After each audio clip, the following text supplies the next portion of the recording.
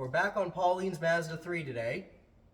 I'm going to try and get the rear brakes done, find the rattle on the passenger side rear, and hopefully get to vacuum it out. I would like to get my Chrysler 300 in here today, cut the roof off so I can keep going with the Marlin build, but we're going to see what happens. I think it's like not quite 10 o'clock in the morning yet, and the dump truck was in the shop last night for a fuel leak, so this place just reeks of diesel. It's going to be awesome.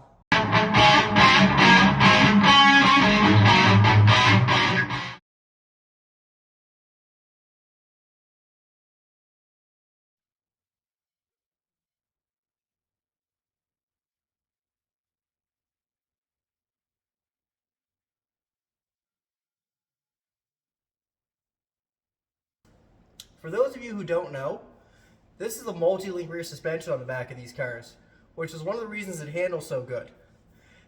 It can make it a little bit difficult to do wheel bearings and some stuff because sometimes there's a link in the way. I worked on a Kia Rondo once where I had to pull some suspension links off to change the brakes. That was fun. But yeah, it's a wickedly set up little car. They handle phenomenal for a cheap little economy car.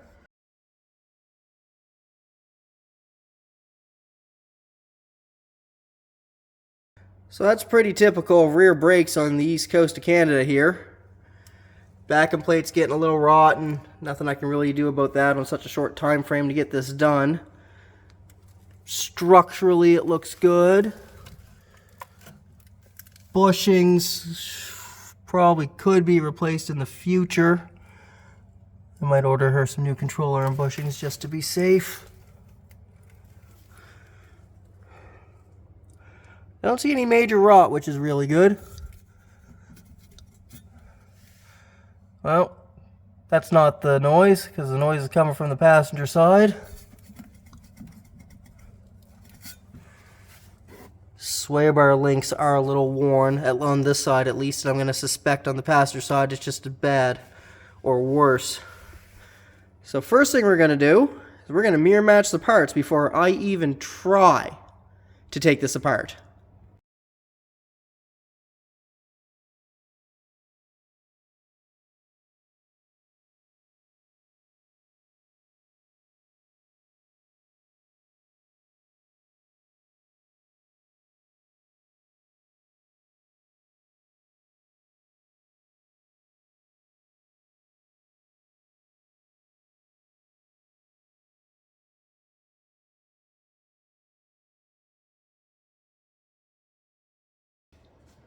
So the calipers are toast. I'm going to order a new set of calipers and I'll do this tomorrow night. So this side looks pretty good. Shouldn't need a caliper. Definitely going to change it tomorrow night when the other side caliper shows up. Found the clunk. Can't really hear it unless you really get on the suspension. But it is the shock mount. So when they change these shocks, I don't think they change the mount.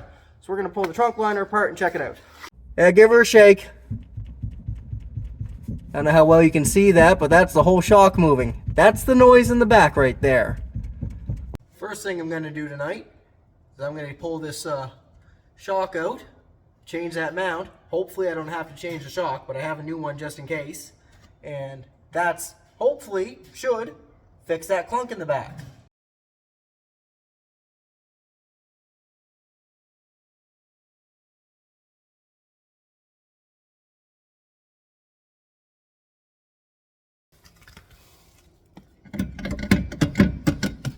Yeah, it wouldn't cause a noise at all.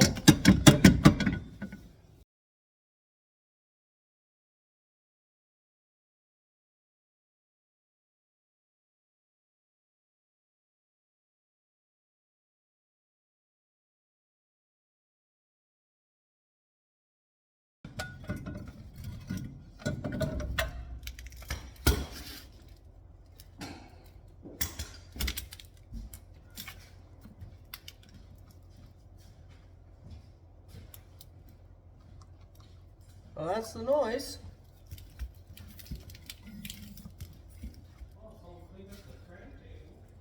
Holy crap. Yeah, that shock mount's toast.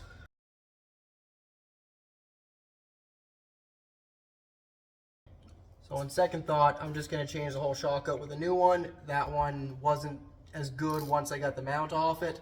So, yay, new parts. Maybe it's just because it's like real. Nice and tight now.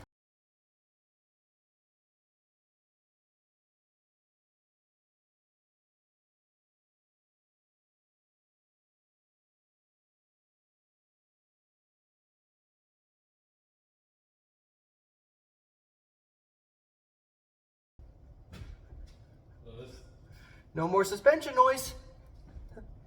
I fixed it. And now on to this brake caliper. Hopefully I don't have to change this one out. I'm still skeptical on the other one, but we're gonna do the easy side first.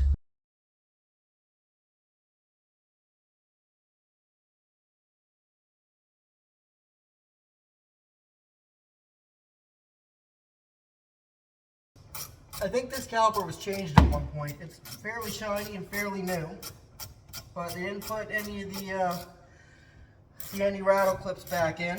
And they definitely didn't change the rotor. And that rotor is awful crusty.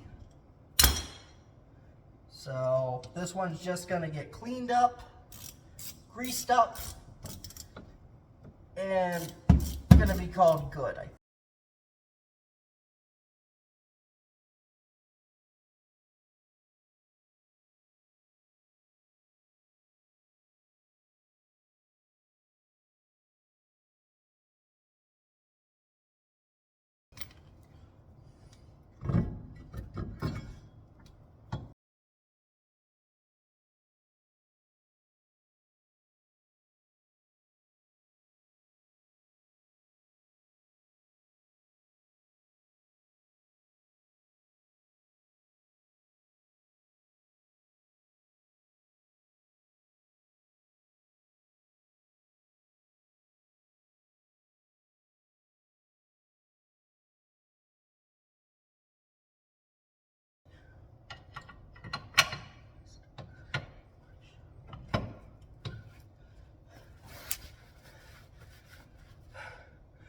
So there's a YouTube video that shows them turning those in no problem whatsoever. It's not how it works. I don't know how long that was, but that was a long time to get that in. Now it's in. Kind of.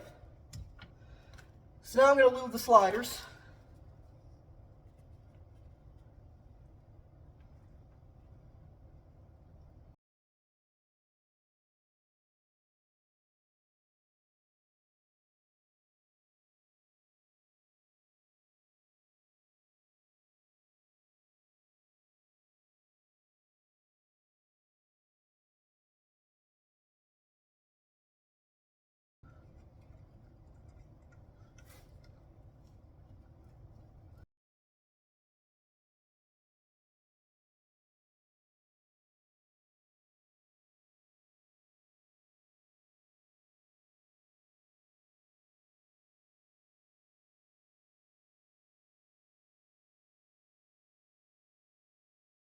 So that rear caliper is 100% toast. You can see the brake fluid leaking out of it.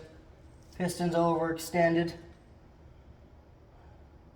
I don't even know if I want to try and fix it. I think I'm just gonna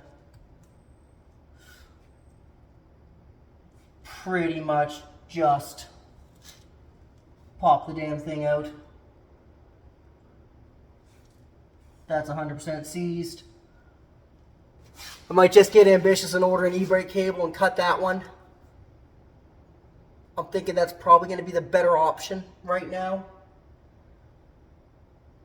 It's an automatic. I can put an e-brake cable in it later. She needs it for the weekend. If it was the standard, I wouldn't do this, but kind of running out of options on this one. So I think I'm going to end up cutting that e-brake cable just to make my life a lot easier. Spinning that off and calling it done. I'm going to try to see if it pops out first. I don't think it's going to, so that's going to get cut. We're going to do the OJ thing to it.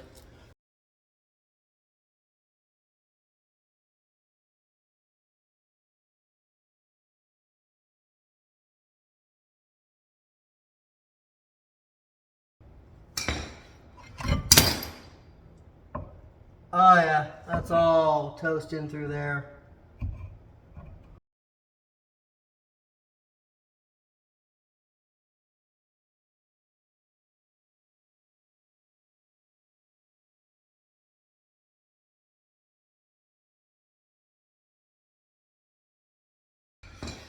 I'm gonna get a punch. I'm gonna try and give that a pop out and see what happens.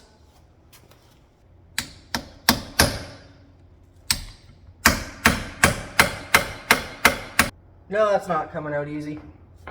There is a really expensive truck behind me, so I'm gonna use myself to guard against the sparks.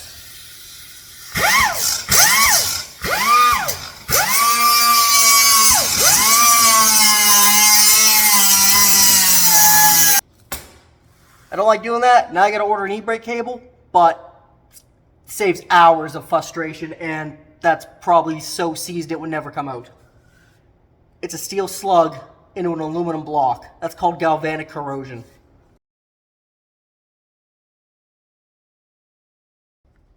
This is East Coast.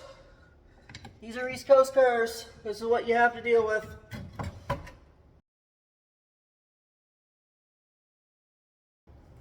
It's not worth it. It's not worth fighting with it. I can spin that little nut off easily. That's a 10 millimeter. I can soak that with rust check and spin it off tomorrow. Well, that's what I'm gonna do. I'm gonna cut that line, pinch it, put it outside. Yeah, that caliper's toast.